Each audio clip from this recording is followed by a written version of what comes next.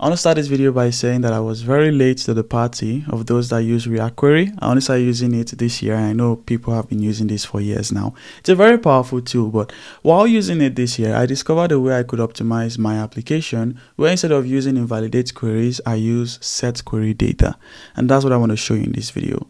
So I have this application here, which is a personalized to-do list. I mostly use this with my partner for collaborating on different events in our life. For example, recently we bought a house and we have some items here that we can check off for moving to that house, for leaving our current house. This application is actually free to use. You can check it out with the link on the screen, but that's not the point of this video. So I have this, and when you check each item here or even add new item or delete items, we want this to also be updated as well as the progress. So now let's say you click please subscribe to my YouTube channel. You can see how this increases here and the progress is also increased here. Please subscribe to my YouTube channel. And this is the code for it. By the way, this is a Vue application and I am using Tanstack Vue Query. It's basically like React Query, but for Vue applications. And here where I use the query hook, this is where I get all the items in a program. So different events are treated as programs. And this is the key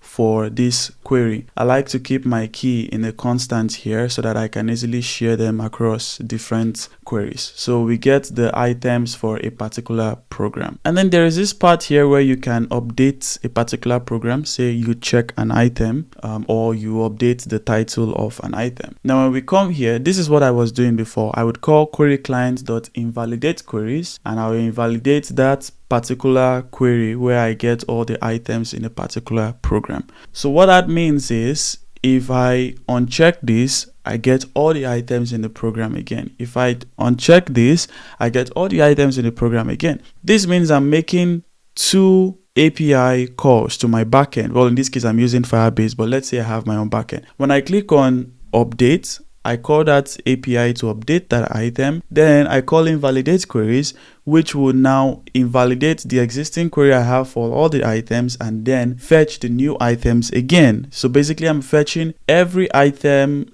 in this whole list whenever you just update one item. Now this is a very small list. I just have 6 + 2, 8 items, but if it was a very large list and I'm always calling my server just because somebody clicked an item, that doesn't make sense. The same thing happens too if I should add a new item. So if we go back to the code, when you add a new item to a program, when it is successful, I call query client.invalidateQueries again. So if I come here and I said something like, please subscribe. Now this gets updated, of course, as we expect, but then we still had to call the server or the backend for all the items again.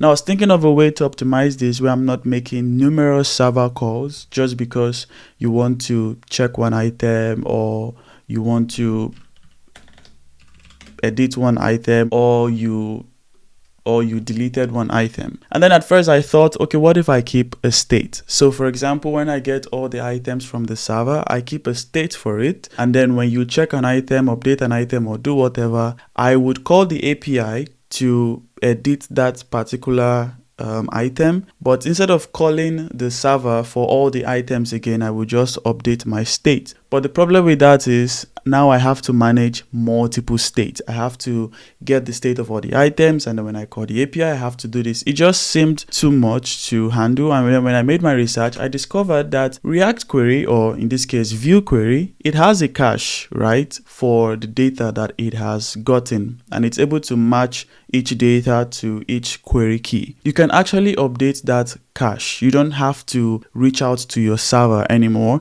You can update that cache, change it to the data that you want, and whatever components depend on the data in that cache, they would also be updated. And that is where you use setQueryData. So what I did was, now here I have different query datas. Now if I go to the query data for checklist items, when you update an item in the checklist that you get for a particular program, what I do is I call query client.setQueryData. Here I am updating the local cache that is already in my browser wherever Vue Query is storing that information. I get the particular key. In this case, I'm getting all the checklist in a particular program. Then in this callback function, I get the old data, and then now I can go over the old data to return a map. And in the case where I find a checklist that has the ID with the ID of the checklist that I'm updating, I would instead return the new checklist object for that particular checklist. And then for other checklists, I will just return them as it is. I did the same when you add a new item to the checklist. So again, query client setQueryData for all the checklists, again, using that particular key, I have the old data and I basically return old data concatenated with the new checklist item. Same thing for remove item from checklist query. So what we have now is when you come to this use program checklist, in this place where we call use update, maybe a user changed the name of a checklist item, or they completed it, or they unchecked it. Instead of calling query clients.invalidateQueries, I would instead call update item in checklist query data, which is coming from here, update item in checklist query data. This is updating the local cache, and I can show you that that is what it's doing. So if I leave this invalidate queries and then I go here to this particular key with program checklist, calling all programs from server. So the first time we refresh the application, we have calling all programs from server. Now when I check or uncheck one item, like I uncheck YouTube, you can see again calling all programs from server. If I should add a new item, add it to this different category, you see again we have another calling all programs from server. But if I use setQueryData instead of invalidate queries and I come here, I refresh.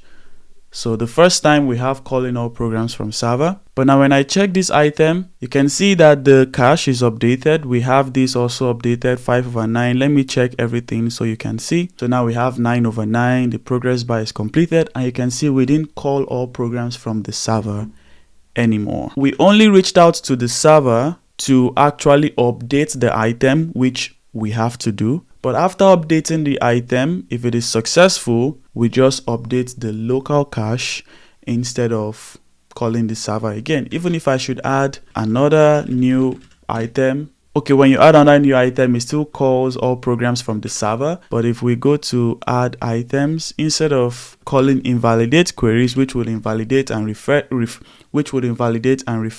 I just call add item to checklist query data, which as we have here, we'll call setQueryData, get the old data and just add the new data to that array, and it returns it as a new array. So here we have calling all programs from server. Let's add another item. Please subscribe if you haven't yet.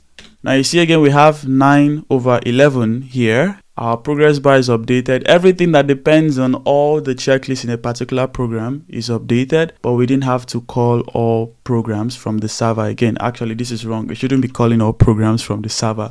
It should be calling all items from the server. But you get the point. So instead of calling your server numerous times when you don't have to, you can just update your local cache after updating the server, and the next time the user refreshes, they would see what is the current state of the server, which you already updated your local cache to match anyways.